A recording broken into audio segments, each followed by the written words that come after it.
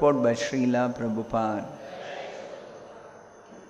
As stated above, the living beings are not factual enjoyers of things which are manifested as God's creation. The Lord is the genuine proprietor and enjoyer of everything manifested in His creation. Unfortunately, influenced by the deluding energy, the living being becomes a false enjoyer under the dictation of the modes of nature. Puffed up by such a false sense of becoming God, the deluded living being increases his material strength by so many activities and thus becomes the burden of the earth, so much so that the earth becomes completely uninhabitable by the sane. This state of affairs is called dharmasya glanihi, or misuse of the energy of the human being. When such misuse of human energy is prominent, the saner living beings become perturbed by the awkward situation created by the vicious administrators, who are simply burdens of the earth. And the Lord appears by His internal potency just to save the saner section of humanity and to alleviate the burden due to the earthly administrators in different parts of the world. He does not favor either of the unwanted administrators, but by His potential power, He creates hostility between such unwanted administrators as the air creates fire in the forest by the friction of the bamboos. The fire in the forest takes place automatically by the force of the air. And similarly, the hostility between different groups of politicians takes place by the unseen design of the Lord.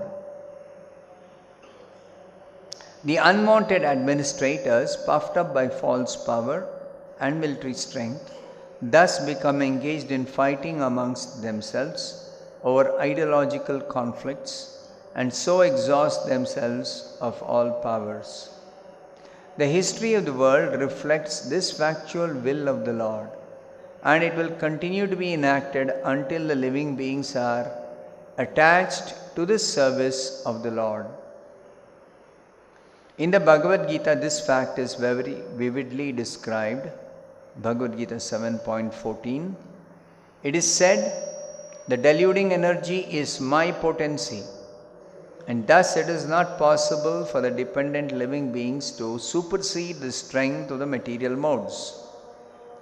But those who take shelter in me," the personality of God is Sri Krishna, "can cross over the gigantic ocean of material energy." This means that no one can establish peace and prosperity in the world by fruitive activities or by speculative philosophy or ideology. The only way is to surrender unto the Supreme Lord and thus become free from the illusion of the deluding energy. Unfortunately, persons who are engaged in destructive work are unable to surrender to the personality of Godhead. They are all fools of the first order. They are the lowest of the human species of life. They are robbed of their knowledge, although apparently they seem to be academically educated. They are all of the demoniac mentality, always challenging the supreme power of the Lord. Those who are very materialistic, always hankering after material power and strength, are undoubtedly fools of the first order because they have no information of the living energy, and being ignorant of that supreme spiritual science, they are absorbed in material science, which ends with the end of the material body. They are the lowest of human beings because the human life is especially meant for re-establishing the lost relation with the Lord, and they miss this opportunity by being engaged in material activities. They are robbed of their knowledge because even after prolonged speculation, they cannot reach to the stage of knowing the personality of Godhead, the summum bonum of everything. And all of them are men of demoniac principle, and they suffer the consequences as did such materialistic heroes as Ravana, Hiranyakashipu, Kamsa and others. Thus ends the Bhaktivedanta purport. This section of the Bhagavatam is describing the events leading to Parikshit Maharaj renouncing his kingdom and retiring to a holy place in order to sit and hear the Srimad-Bhagavatam from Shukadeva Goswami. So this is being narrated by Suta Goswami to the sages in Naimisharanya, who have assembled for performing a 1,000-year sacrifice. Actually, it is a sacrifice of chanting and hearing the glories of the Lord. It's a Sankirtan Yajna that they have assembled to perform, the sages of Naimisharanya. Before Suta Goswami actually begins to narrate the Srimad-Bhagavatam as he had heard from Shukadeva Goswami when Shukadeva Goswami spoke the Bhagavatam to Parikshit Maharaj. Before that, the sages of Naimisharanya want to hear how is it that Parikshit Maharaj, who was ruling so very nicely, how did he give up his kingdom untimely when he was very young? He renounced his kingdom. There was nothing lacking. He was ruling perfectly. Why did he renounce his kingdom? How did he meet Shukadeva Goswami? Shukadeva Goswami was not easily recognized as a great transcendentalist. Why? Because by external appearance, he was wandering like a madman. So how can you recognize Shukadeva Goswami? There is no photo identity. Nobody can make out who is Shukadeva Goswami. Where is he? What are the ways of identifying him even if somebody sees him? They cannot make out.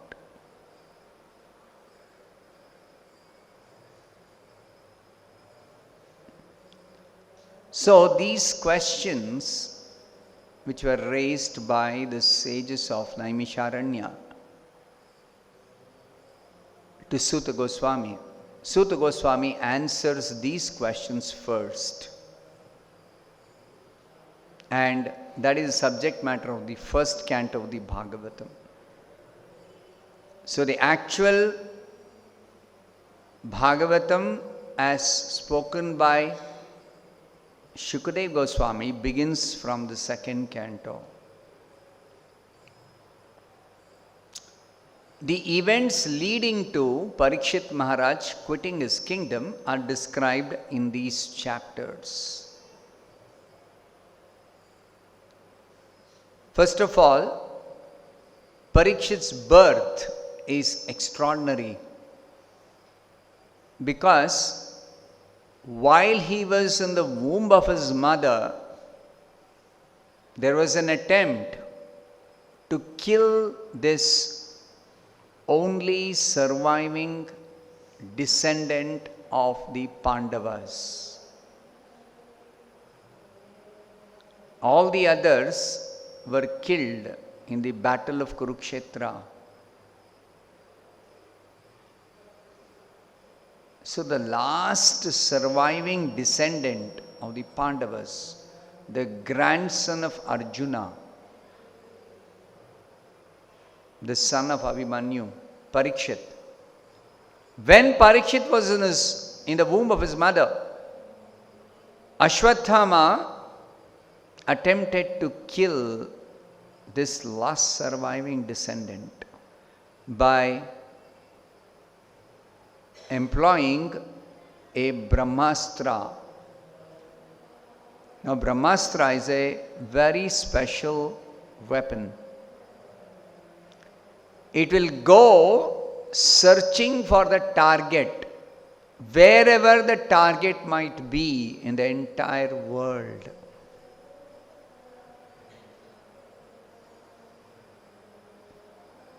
And it is not possible to counteract a Brahmastra by any other weapon. So, Parikshit's mother, Uttara,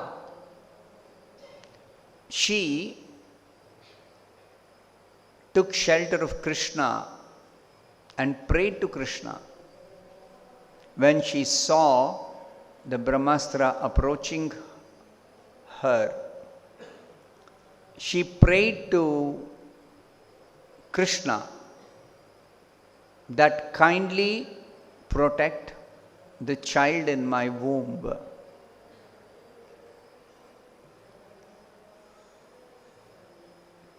So Krishna, in response to her request, entered the womb of Parikshit's mother and personally protected Parikshit.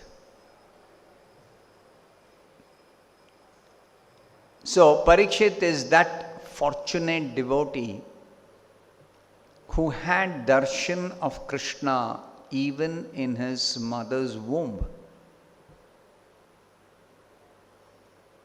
And therefore, because he was protected from the powerful Brahmastra,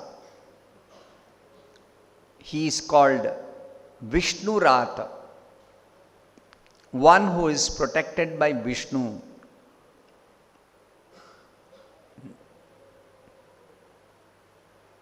So the birth of Parikshit is extraordinary.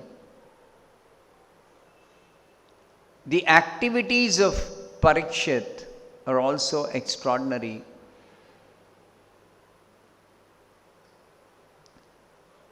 Parikshit was raised by his grandparents because his father died in the battle of Kurukshetra. So he was raised by his grandparents, the Pandavas. And the Pandavas, they were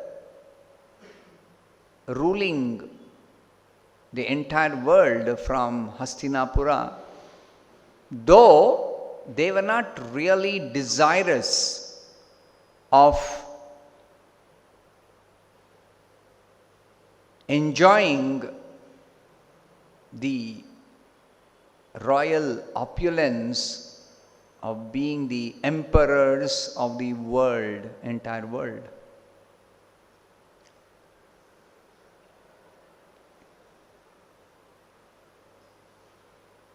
Krishna wanted the Pandavas headed by Yudhishthira to rule the world. So, Krishna arranged the battle of Kurukshetra in which the Pandavas were victorious.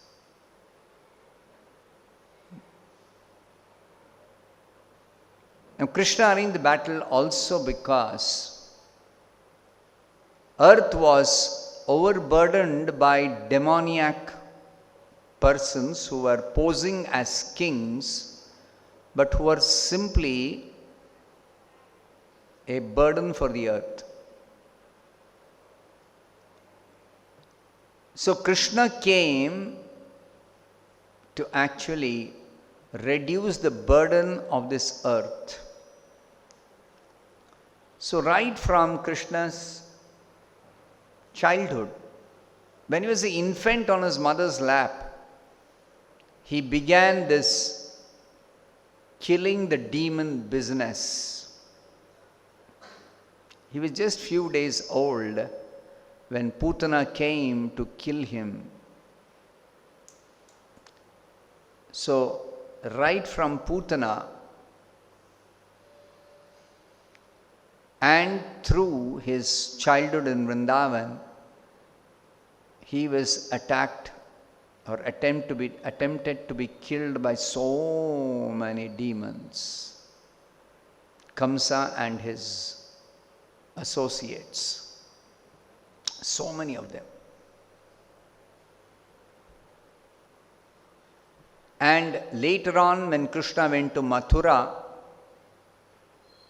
because his parents, Vasudeva and Devaki, were being harassed by Kamsa, so Krishna went to Mathura to release his parents, and he had to deal with this demon Kamsa. So Kamsa was also killed by Krishna. Kamsa's plan was to kill Krishna. But Kamsa is a fool because he does not know who is Krishna. So Kamsa was killed by Krishna.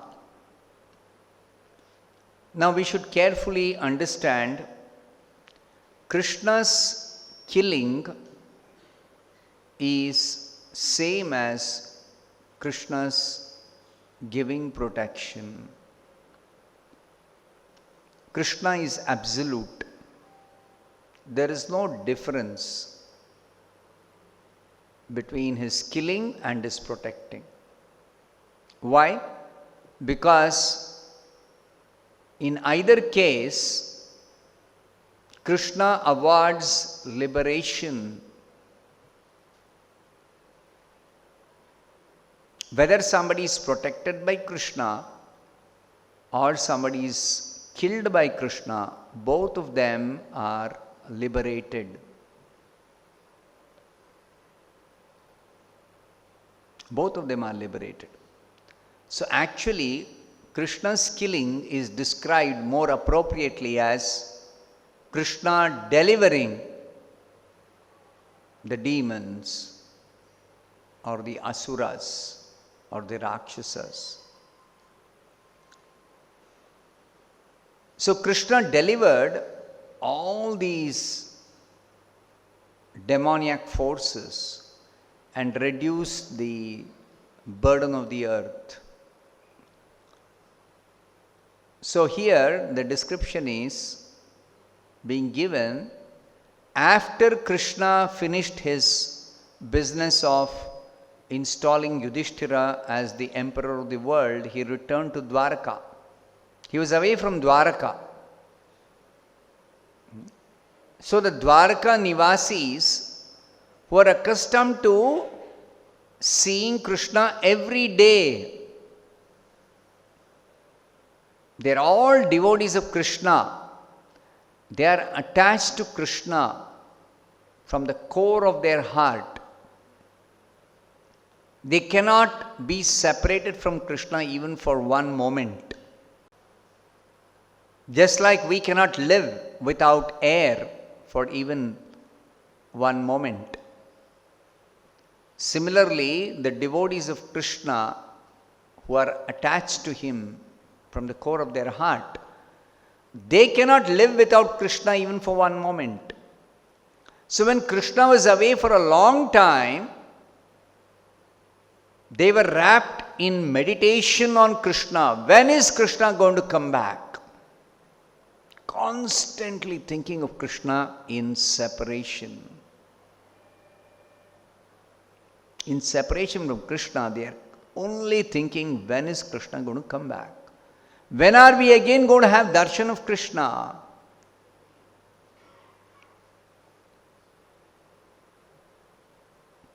So when Krishna finished his work in Hastinapura and he returned, immediately the sound of Krishna's conch shell attracted the attention of all the residents of Dwaraka.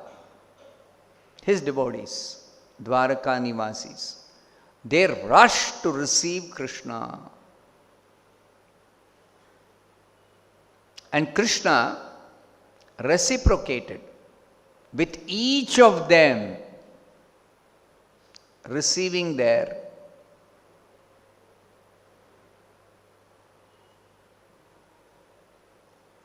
respects, their love, their affection, and finally he entered the palaces in which his queens were residing. So after entering his palaces, which numbered 16,108, as many palaces as he had queens. So Krishna displays a part of his opulences, because of which he is called God, Bhagavan. Bhagavan means he is full of 6 opulences. Actually, he has got unlimited opulences. But by definition of the word Bhagavan, 6 of them are very prominent. 6 of them are very prominent. So, he has got unlimited wealth. So, he displays his unlimited wealth and thus proves that he is Bhagavan. He married 16,108 queens, princesses. He married them and he lived with them in 16,108 palaces. Krishna expanded himself into so many forms. So he is not an ordinary person. When people hear that God is person, they start thinking in terms of a person of this world. And therefore they sometimes cannot understand how God can be a person. In fact, they say devotees who worship the Lord, the absolute truth, as person, they say you are limiting God.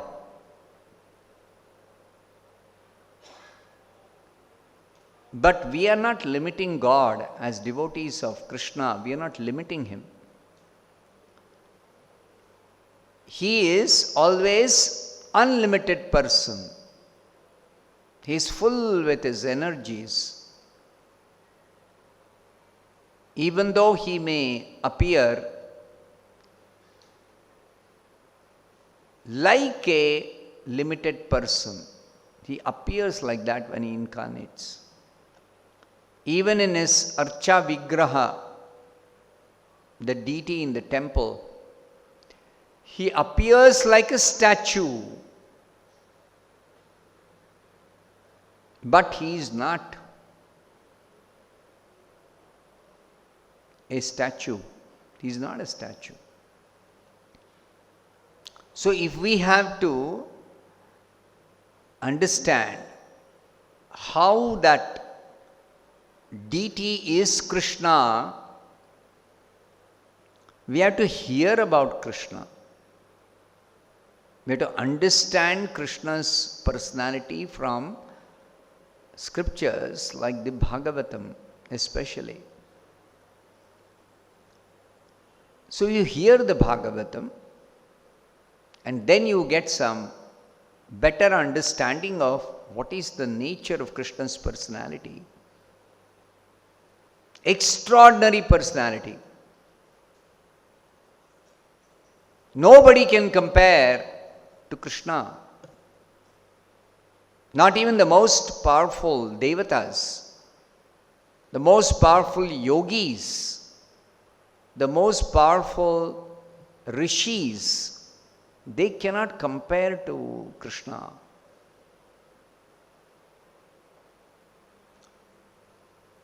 So if we have got faith in the words of great transcendentalists like Vyasadeva, Shukadev Goswami, Suta Goswami, Narad Muni, then it's very easy to understand the personality of Krishna. Even if we want to understand Krishna from the Bhagavad Gita, we require to have faith in the words of the Bhagavad Gita. The Bhagavad Gita is personally spoken by Krishna himself. But what Krishna is speaking is factual knowledge. Is factual knowledge.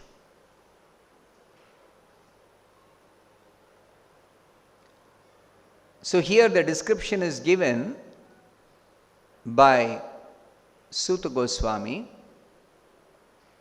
that Krishna was feeling relieved that his purpose of coming to this earth to reduce the burden of the world has been accomplished, because these kings who were burdensome to the earth, they all have been killed. Now whoever were killed by Krishna, they were liberated. And those who were not killed by Krishna personally, just like here it is described, he himself was not a party in this fight. In the battle of Kurukshetra, Krishna never fought. But important point to note is, Krishna was present on the battlefield of Kurukshetra while the fighting was going on. And whoever died in the presence of Krishna were all liberated. So Krishna actually, by being present on the battlefield, he delivered all those who died in that battle of Kurukshetra. This is Krishna's mercy. So, Krishna as the Supreme Lord, Supreme Person, is all merciful. He is very, very merciful. He is merciful to everyone. He is merciful to the demons also. Why is that? Because the demons are also his own parts and parcels. Mamaivamsho jiva loke jiva bhuta sanatanaha. Anybody who has taken birth in this material world is actually a part and parcel of Krishna. Parcel means inseparable part. Cannot be separated. Nobody can be separated from Krishna. So we are all, irrespective of what our nature may be, what our position may be, what our inclination may be, all of us are connected to Krishna, and our connection with Krishna is Sanatana, eternal. Eternally we are connected to Krishna.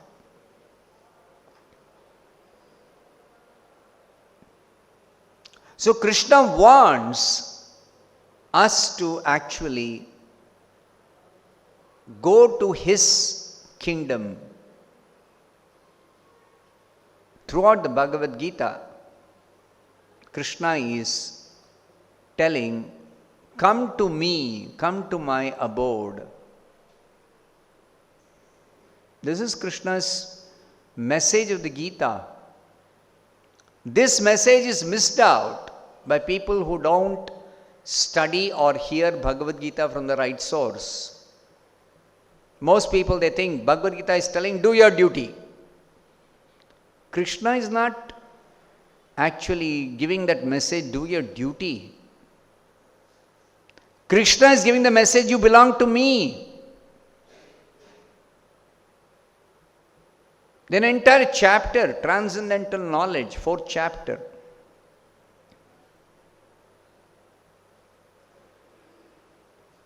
The 4th chapter, Krishna is describing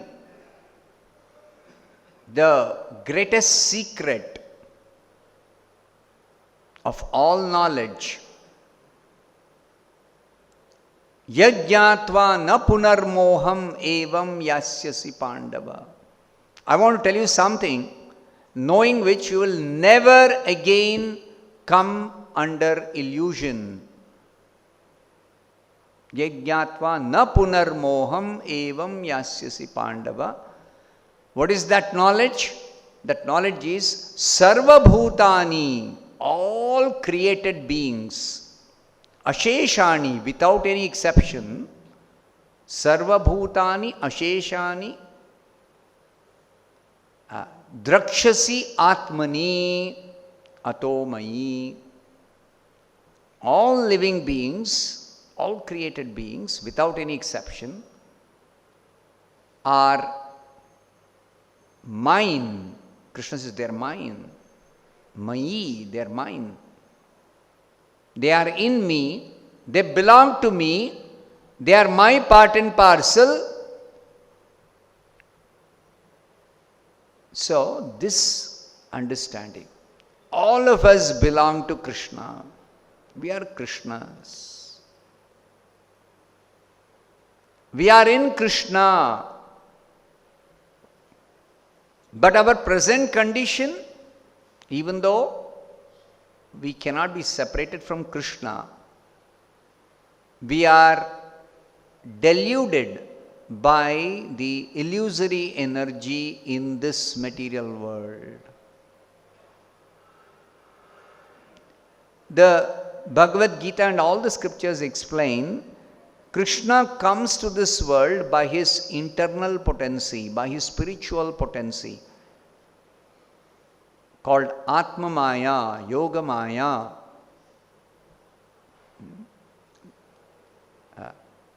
Daivi Maya, his transcendental energy, his spiritual energy, his internal energy. That internal energy has to be distinguished from another energy of Krishna, the material energy, the external energy, the deluding energy, the illusory energy. What's the difference? This illusory energy puts us in a illusion by which we think I am independent, I am the Lord, I am the enjoyer, I am the master. Everyone thinks like that in this world under the influence of this illusory energy. Why? Because we have such desires to enjoy independently. Foolishly we think we can enjoy, or we think let us make a plan to enjoy. Let us work and create some nice facility for our independent enjoyment. This is the illusion. This is the illusion. So, to get out of this illusion is what is explained in all the scriptures. How do you get out of this illusion? And this illusion is very powerful. Krishna describes in the Bhagavad Gita, which is quoted by Prabhupada here, the deluding energy is my potency. Daivi hyesha gunamayi mama maya. This illusory energy, Krishna says, is his energy. And it is not possible for the dependent living beings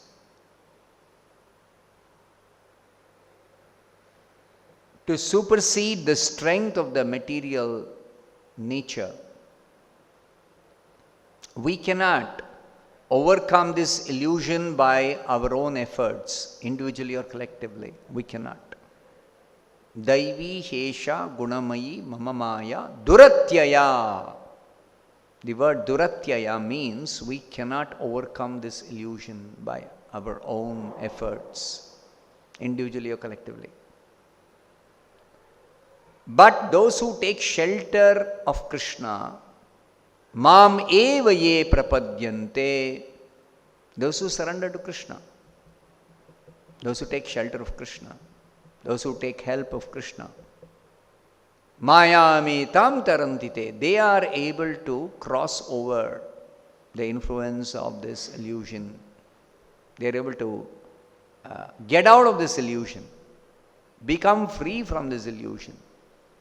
Only those who surrender to Krishna. Nobody else can come out of this illusion. Not possible.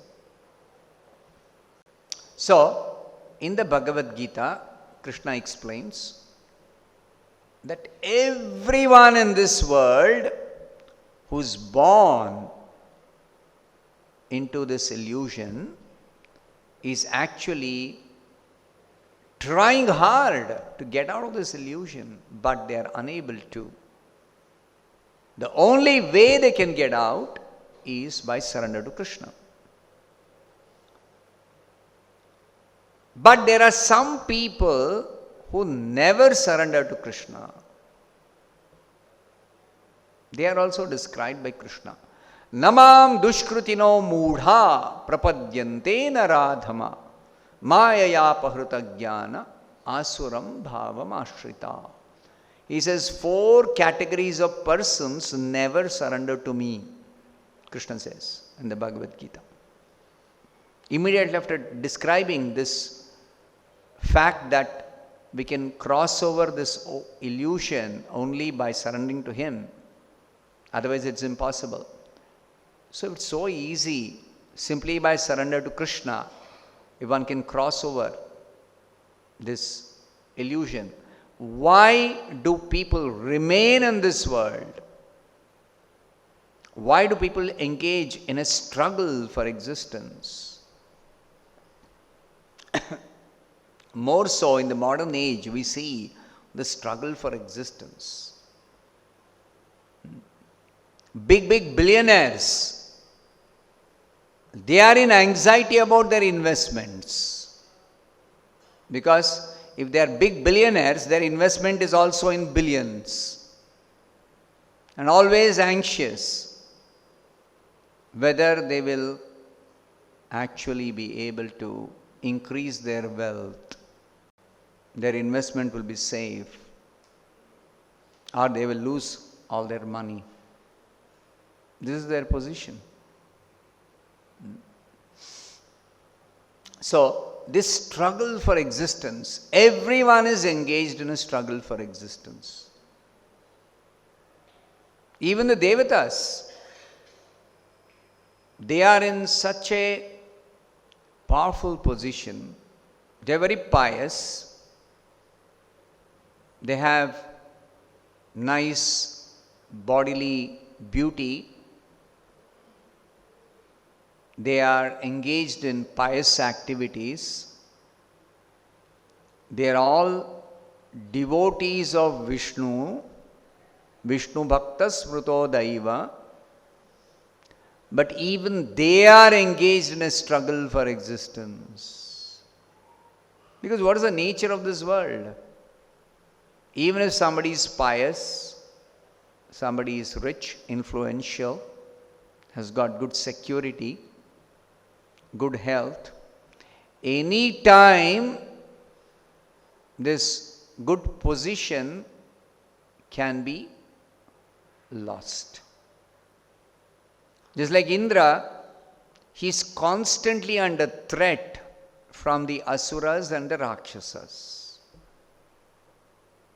That heavenly kingdom is, there is a hot seat there. There is constant competition between three categories of personalities.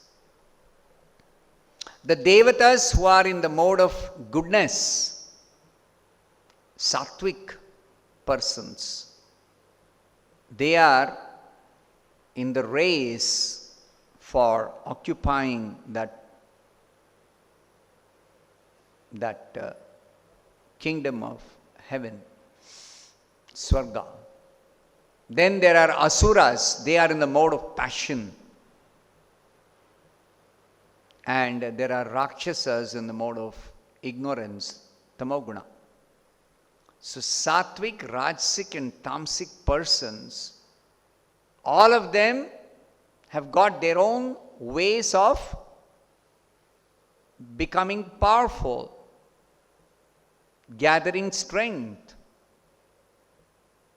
They have got their tapashakti, they have got their intelligence, they have got their ambitions, and they're constantly competing.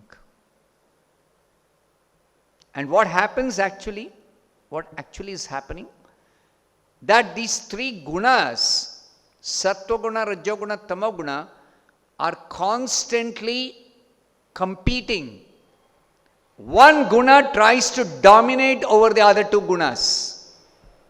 Sometimes sattva-guna dominates. Then the devatas become very powerful and they are able to defeat the asuras and the rakshasas. Sometimes rajoguna dominates and defeats sattva-guna and tamoguna. Then the asuras become powerful and they gain control over the heavenly kingdom.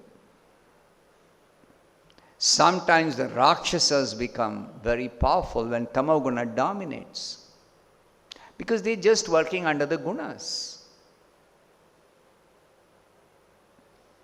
Like Ravana becomes very powerful and then he challenges everyone. The devatas, the